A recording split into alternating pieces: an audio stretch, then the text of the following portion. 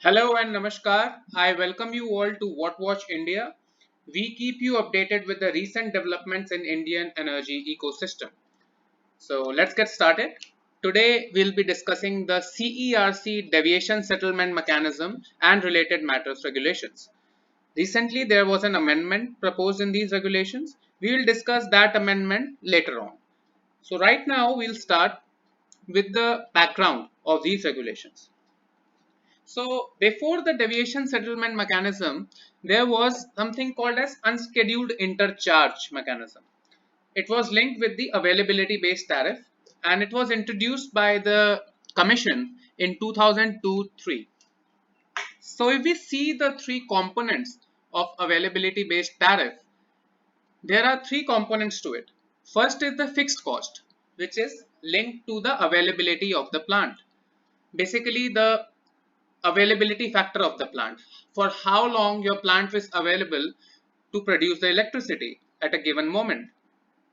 The second component of it is the variable cost, which is based on the scheduled generation.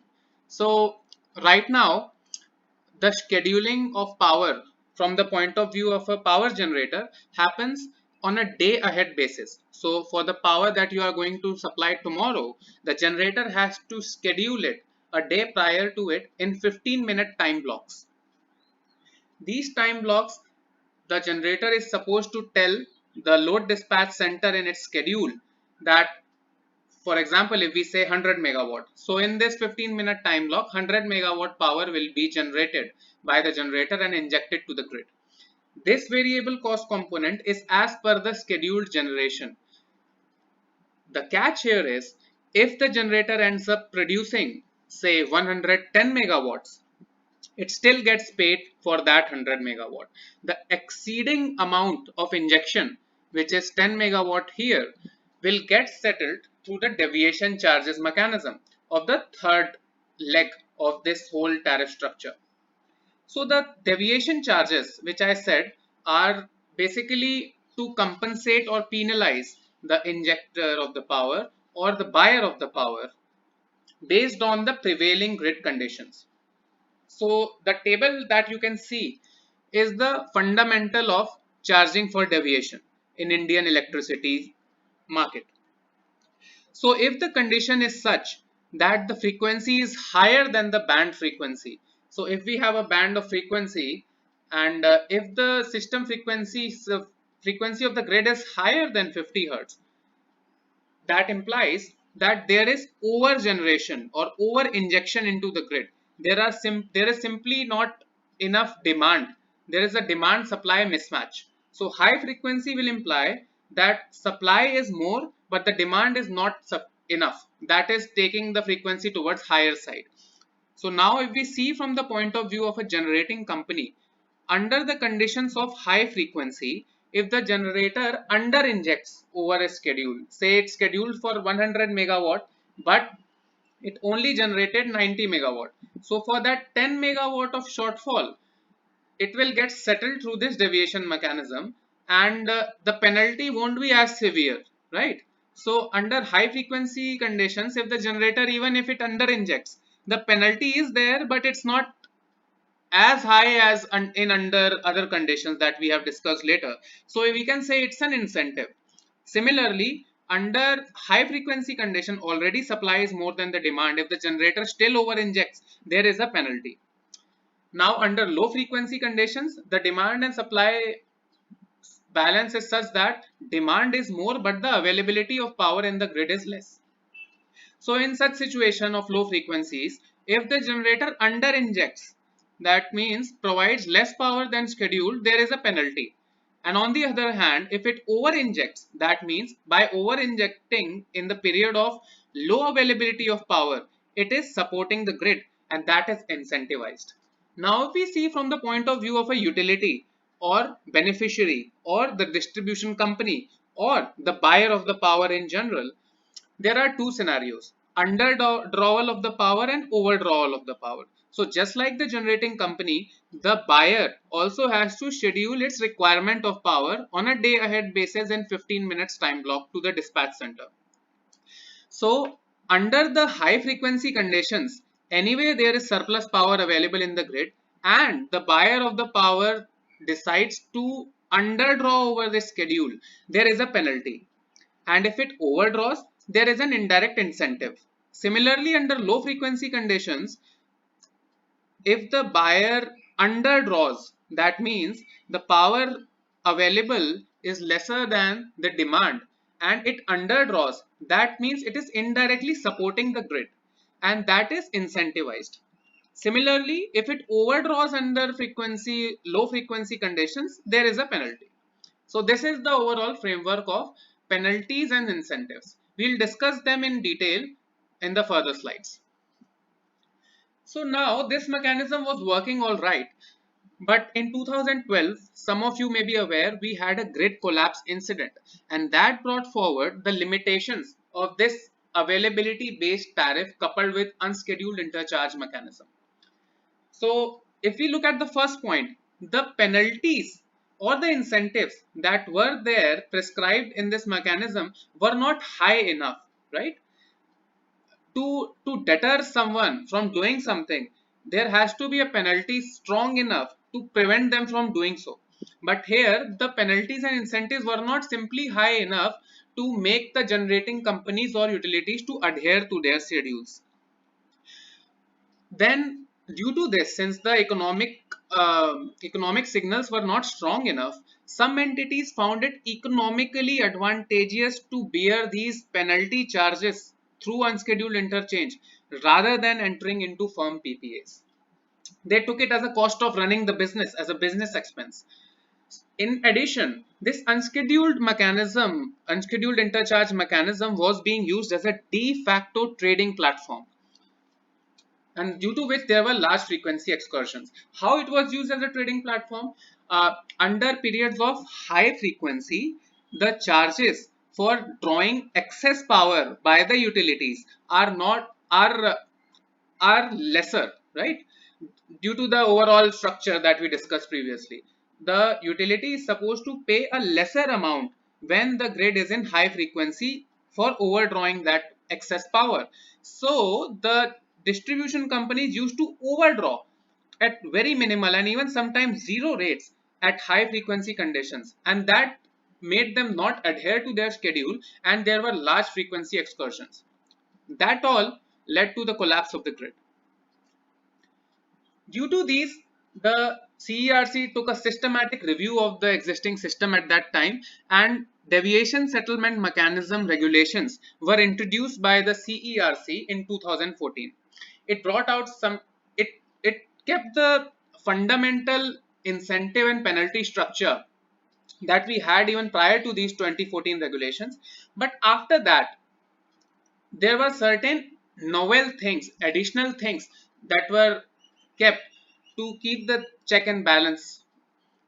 So there were strict volume limits for over and under injection or over and under drawal, right? Earlier there was flat out deviation charges, but there was no limit on the amount of energy that is drawn. So there were volume limits put forward in these regulations. Then the tightening of the operational frequency band was made, and the deviation charges, the penalty was made higher than the previous regulations. And then there were additional charges upon breach of these volume limits, right? So there were three layers of charges. If we just discuss this for a second, first were the deviation charges, then second one were there was another layer of charges which were triggered when the volume limit was breached.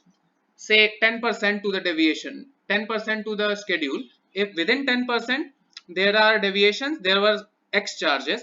Then if you cross that volume limit, if you breach that, there were X plus Y charges. And for sustained period of time, if you keep deviating from your schedule, there were another layer of charges which were called the sustained deviation charges. So three layer of charges were introduced to act as an effective deterrent and promote adherence to the schedule by the generating companies as well as the buying utilities. So we can see in this frequency plot, this I have taken from the CERC website, prior to the 2014 regulations, we can see the excursions in the frequency. They are all over the map. But after the 2014 regulation implementation, we can see how the operational band has tightened. That implies and tells us about the efficiency of these regulations in helping maintain the frequency of the grid. Let's move forward. Now, in these 2014 regulations, there were 5 amendments, which were basically to strengthen it further and address any bottlenecks or loopholes that were there in the original principal regulations. So, first amendment, like I said, introduced limits on the volume of under and overdraw or under or over injection. The second and third amendment introduced special provisions for WS, which stands for wind and solar generators and hybrid wind solar generators and RE rich states. We'll discuss these provisions later on, but if we talk in a nutshell, in case of wind solar generators, since the forecasting and perhaps especially back in 2014-2015, the forecasting tools were not simply robust and accurate enough. So there used to be significant deviation over the schedule. Say a wind solar generator schedules 100 megawatt power for the coming day, and then we have a cloudy sky, or we don't have sufficient wind. There has to be certain deviations. So certain relaxations, certain special provisions were there for the wind solar generators. Similarly, for states which are rich in RE, they are going to have a good portion of renewable energy resources in their overall power procurement matrix, right? So since they have a higher component of these not easily forecastable wind and solar in their energy mix, so they are also bound to deviate from their schedule. So they were also given certain relaxations. But the limitations of still after first, second, and third amendment, there were some limitations. First, again, although over the previous regulations, the deviation price has been increased, the penalties and incentives have been increased to act as a deterrence, the deviation price was generally lowered as compared to the power exchange, bilateral, and ancillary service prices. So basically, if a distribution company has two options, right, to fulfill its demand.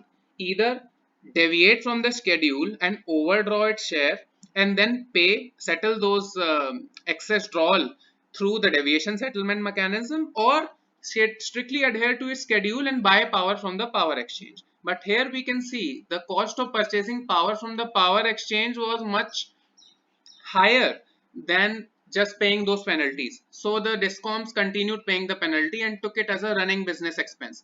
So it was lower than power exchange, lower than the bilateral contracts, and it was lower than the prices of the ancillary services. We will discuss ancillary services later on. So it does not act as a deterrent against leaning on the grid. So amendment 4th and 5th made the transition from administered deviation settlement mechanism prices. By administered, we mean the prices. There was a table in the official principal regulations, and from 50.05 hertz all the way to the lower end of the frequency, the charges were specified, and those charges were fixed. They were not linked to the market prices. So due to this, in the amendment 4th and 5th, the administered DSM prices transitioned from being administered by the regulation to being linked with the market prices. So this was the 2014 regulations that were there, but there were certain limitations that existed in these regulations, and after a comprehensive overhaul, the CERC introduced Deviation Settlement Mechanism and Related Matters Regulations 2022, which we will discuss in the part 2 of our video. Thank you for joining.